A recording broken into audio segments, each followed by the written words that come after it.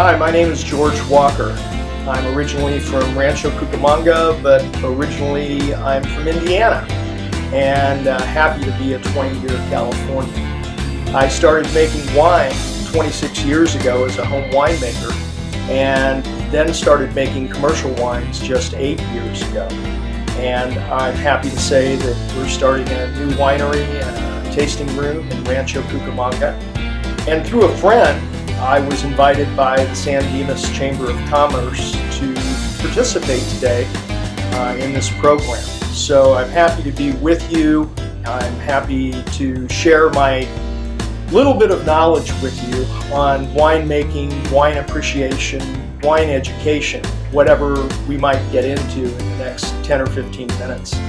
But the Chamber has put together a few nice wines, and it was my intent to go through each of those wines with you here a little bit later in the program. But a little bit more about me. Yes, I started making wines 26 years ago, but not as a professional winemaker. I was the chief probation officer for the Marion Superior Courts in Indianapolis. And then upon transferring to a new job with the federal courts 20 years ago, I landed here in Rancho Cucamonga. I never would have thought that I would have landed in an area with such wonderful wine growing history. Rancho Cucamonga goes back more than 120 years for having some fabulous vineyards and wineries, and still today celebrates that fantastic heritage and that history. And I'm happy to say that I also wrote a book on it. The first book ever written about the Cucamonga Valley heritage, wine growing heritage. And it's been a pleasure to circulate those books to people who are wine lovers and history lovers, and I hope maybe you'll pick one up too if you get a chance. Come see me in Rancho Cucamonga, I'd be happy to sign it for you. So I had mentioned to you that I had moved out here and lived here for about 20 years. I retired from the federal courts just a couple years ago and was able to work on attaining my big dream, and that was to start my own winery. And I started that actually by putting together a home winemaking club called the Society for the Advancement of Home Winemaking, or we call it the Society for short. We're about 220 members strong right now, and my passion, other than just buying the wine, is helping people join my passion for winemaking, for wine appreciation, for all of that. So the Society has helped me help many folks who have their own vineyards, who have the desire to learn to make wine, to do just that. And many of them have won home winemaking awards over the years, I'm happy to say. So right now we probably have about 60 people's home wines that we're helping with. It's the season for winemaking, and I brought a couple with me that are particularly wines made from the old vine grapes of the Cucamonga Valley, for which I wrote the book Cucamonga Valley Wine, The Lost Empire of American Wine. And it is a lost empire. We hope to build it back, and we hope to build it back by getting other people to open additional wineries, because one winery is not enough, and the 2 or 3 that are left over in Rancho Cucamonga need a few more than that to allow people to get around and really taste different wines. The wine on my left is the type of wine that many people don't know a lot about. It's a port-style wine. Port-style wine is a wine that has a lot of body. It's higher alcohol, what's referred to as a fortified wine. Most wines are 13.5% alcohol. This one's 19%. But beyond the alcohol, the flavors, the concentrated flavors, the sweetness are just fabulous. So if you're not a wine drinker, this is a good little wine to sip on to just get an idea of that. The other wine that I brought is made from old vines in Cucamonga, nearly 100-year-old vines called Rose of Peru. And most people have never heard of Rose of Peru. And Rose of Peru as a grape, as a varietal, was brought up by the Spanish through Mexico to California, along with the mission vines that they planted around the missions. The Rose of Peru vines were actually a hybrid grape that the Spanish had hybridized in the country of Peru, which they had conquered way back then. And the Rose of Peru is made up of two grapevines, Muscat of Alexandria, which makes Moscato, and the Mission grape. So you've got what is essentially a white grape blended with a red grape as a plant, and it grows a beautiful large cluster of very sweet grapes that make a wonderful rosé. And it makes a wonderful sweet rosé, a wonderful dry rosé. But these are just a couple of the wines that we're making, not for sale, unfortunately, until we get our license to do so, but that people can enjoy and give to friends and just have a lot of fun with. So it's probably time for us to move to a virtual tasting. And my plan is to open a few bottles, the bottles that the chamber has selected to place in their boxes that they're have already had for sale. Hopefully you have one in front of you and you'd like to follow along. So now it's time for the fun part of the show. This is where we get to taste the wines. And I hope you're able to taste along with me. I hope you picked up one of the boxes that the chamber made available with the wines that were, at least a couple of the wines that we're going to taste today. The chamber was very kind in asking me my impressions on what wines they could include for the virtual testing. And I always like to go with, the standouts. A nice Cabernet Sauvignon, dry. A nice Chardonnay, dry. I have not tasted it yet. We're going to find out whether it's fruit forward, oaky, buttery. That'll be part of the fun. And then a very special wine, which we're going to start with first because we like to go with sweet to white, dry to red dry in that succession. But the first wine I want to tell you about that you can have in your box is a wine called Obsession. Well, that's a great name for that. That's the brand name. That's the cover name. But what's in the bottle is what is really special. The grape is called Symphony. And I discovered this very, very nice sweet white wine a few years back, and found that it was also a hybridized grape between two different grapes that had been done here in California, probably by UC Davis or somebody like that, I'm not sure.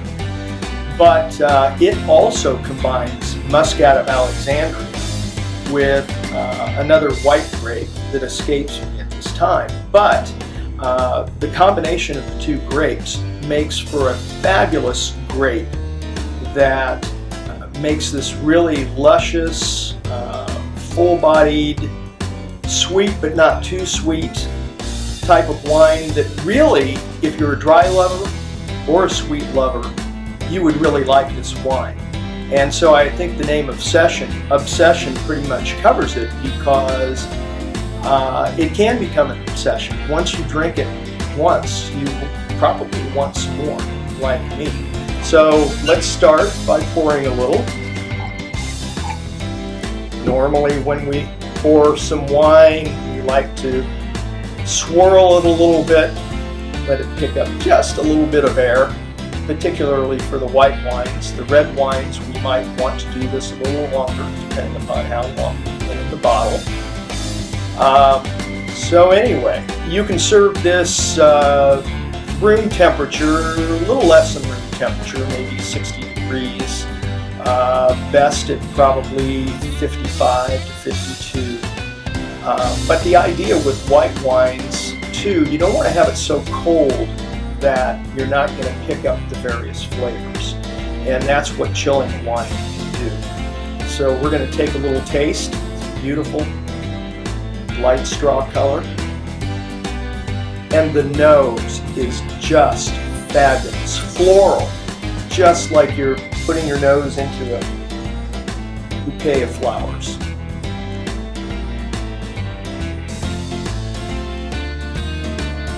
Fabulous.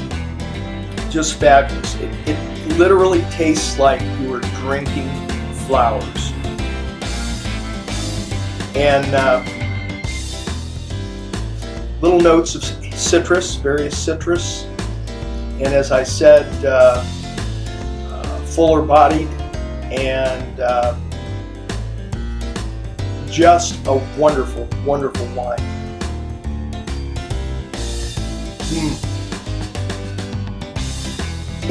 Little pear, just a little taste of lemon and some apricot. I hope you're catching the same thing. Maybe you're not. You know, everybody's taste buds are different, and so when you're tasting the wine, you may pick up what I'm picking up, you may pick up something totally different. Everybody just has their own, they're tuned in their way. So that is Symphony. And if you have not, if you didn't have it, you don't have it, you can pick up a bottle of this stuff at Bevmo, and they'll be very happy to sell it to you. And in fact, I think it's one of their 5-cent sale items. So there's a bonus. So the next wine we're going to go to is a very nice, made in Napa, but not Napa grape, California Chardonnay. And it is 2018 from Quinton Estates. And I chose this not because I tasted it, but I really love it when the winemaker cares to put notes on the back of the bottle. You know, I love the back label, particularly when it really talks about the wine. And many labels will talk about the front label. It'll talk about art. It'll talk about lots of things other than the wine. I really like to read about the wine. And in this particular wine, it says that it's bold and distinguished with aromas of tropical fruit and honeysuckle, bright Chardonnay full of flavors such as crisp apple and white pear with a hint of lemon lime in the fresh, creamy finish. Now, what have they just done? What have I just done for you? I've told you what to look for. In fact, I've planted ideas in your head, and you may worry that, well, I don't taste any of that. Well, this is what the winemaker claims, but your taste buds may give you something else totally different. So let's take a little taste. See if I can pick up on what the label says, and hopefully you're tasting along. So we'll swirl it a little bit, get it just a little bit of aeration. Take a little smell. Oh, very nice. Nice, crisp, fruity.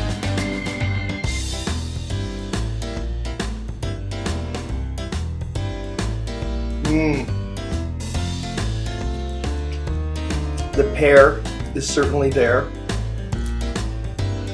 And it is a creamy wine and some really nice fruity flavors. It is not buttery as some Chardonnays will be. It is certainly fruit forward, and I would say they use the word light, but I would say more medium.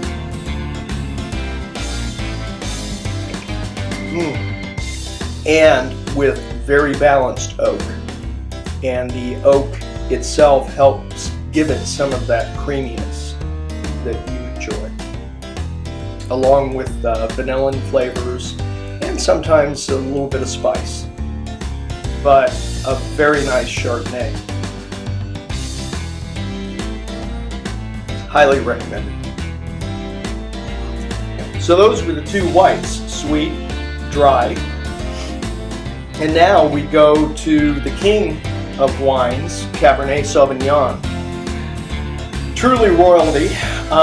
Cabernet is actually the fruit itself is a hybrid of Cabernet Franc and Sauvignon Blanc. And Cabernet Franc being really hearty red, but Sauvignon Blanc being a white of all things. Well, anyway, as a hybridized grape, Cabernet Sauvignon is just the pinnacle of red wine drinking. There are lots of reds out there that are fabulous. Cabernet Franc being one of them, but Merlot is very popular. Syrah, Petit Syrah, and the list goes on. But if you can find a great Cabernet, notably, I believe some of the best come out of Napa. But this particular selection comes out of the still up and coming, but very successful Lodi wine growing region. And Lodi has been producing just some wonderful Cabernets and Chardonnays. Actually, I don't think I told you, but the Symphony is pretty much 100% grown in Lodi, so you won't find it necessarily from any other regions.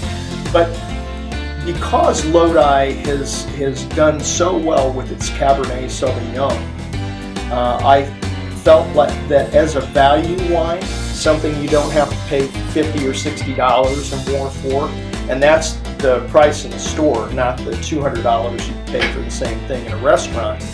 But this is a value wine. I am guessing is probably going to be really great. And it says on the back label, if you don't have the bottle, our Cabernet Sauvignon tantalizes with aromas of blackberry, cassis, that's a tough one, story behind that, and roasted coffee with the flavors of cranberry, plum, and vanilla. Fill up this full-bodied and rich wine. So, let's see if that's what we get, and I hope you're joining me. Once pouring a red wine right out of the bottle, we do like to give it a good aeration, good swirl. We don't have enough time to really sit here and do this for a few minutes, not that it's really necessarily. But first thing we want to do is look at the color, and it's got a nice ruby color, as a Cabernet Sauvignon should. Actually, it appears just a little bit light to me in color, but I'm not going to judge it just on that. Next, we're going to take a little scent. Very nice, very nice. Great. The scent we call the nose, so very nice. And actually, I thought I caught a little chocolate and a little bit of the coffee that we were talking about. So here we go with the taste.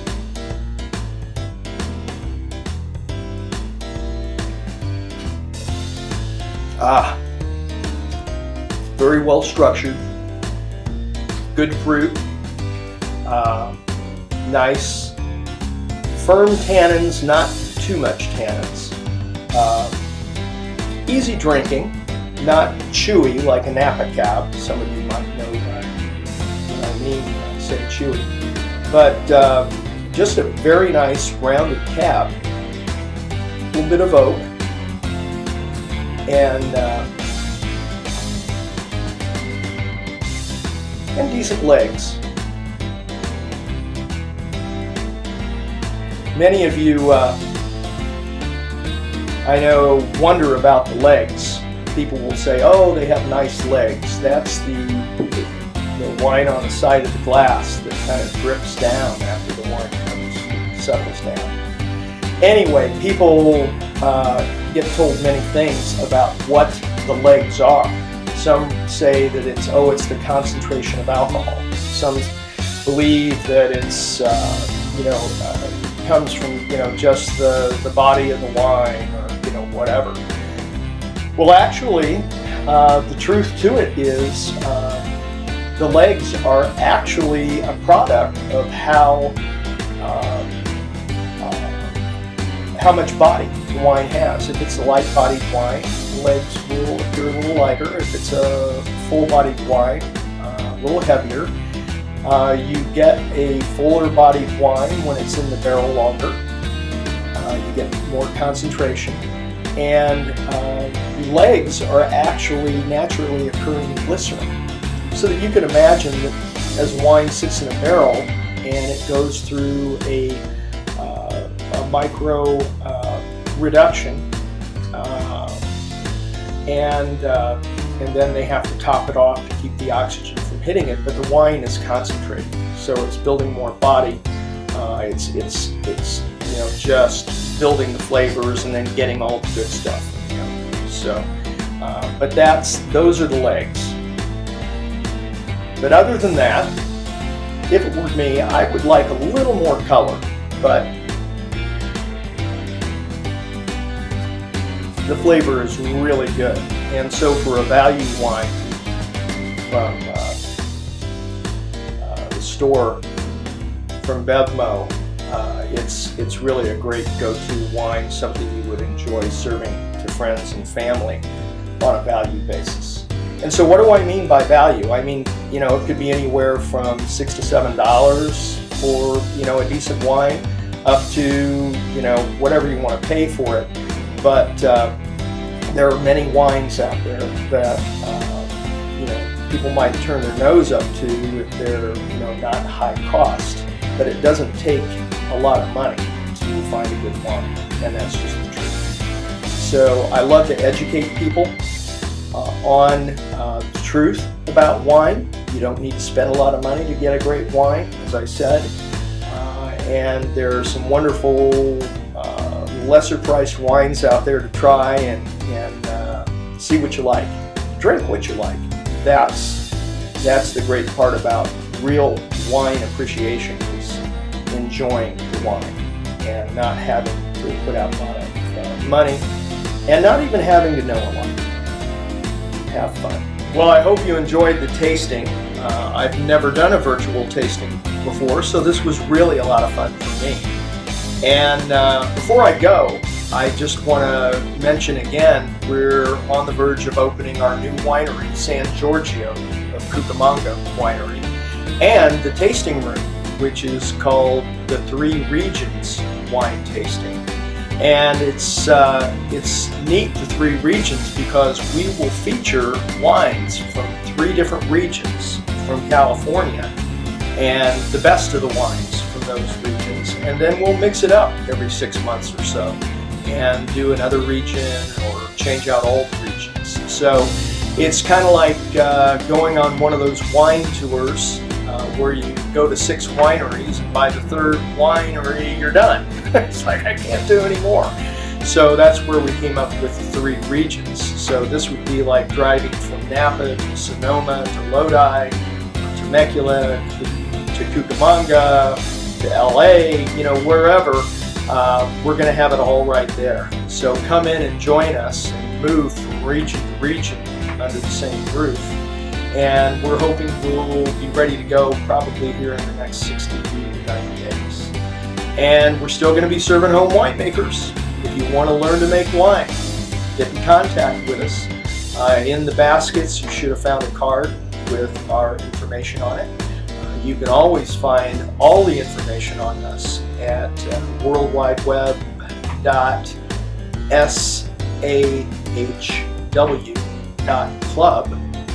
And that's our society website, but it's going to point to San Giorgio, to 3 regions, and we hope you will love everything.